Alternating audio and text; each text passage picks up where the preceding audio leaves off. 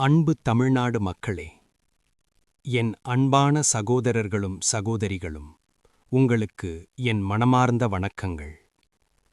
நாம் அரசியலைப் பற்றி பேசும்போது ஒரு முக்கியமான உண்மையை சிந்திக்க வேண்டும்.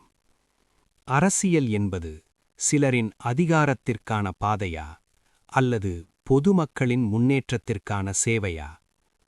நாட்டில் பல அரசியல் கட்சிகளில் தலைமை என்பது ஒரே குடும்பத்திற்குள் தொடர்ந்து செல்லும் நடைமுறை இருப்பதாக மக்கள் பேசுகின்றனர்.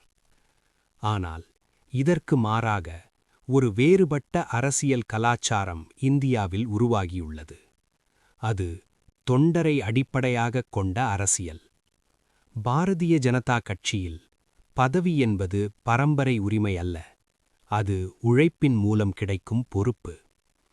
இங்கே நிரந்தர தலைவர்கள் இல்லை. நிரந்தரமாக இருப்பது நாட்டுப்பற்று, கொள்கை, சேவை மனப்பான்மை.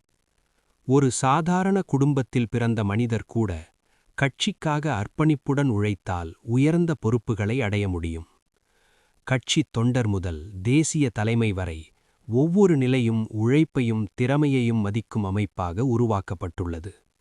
இதனால்தான் இந்த இயக்கம் ஒரு அரசியல் கட்சி மட்டுமல்ல, சாதாரண மக்களின் கனவுகளை நனவாக்கும் தேசிய இயக்கம்.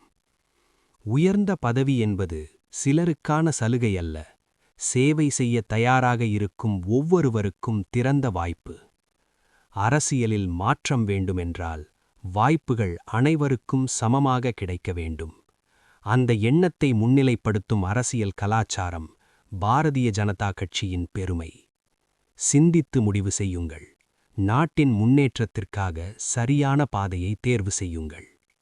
நன்றி, வணக்கம்.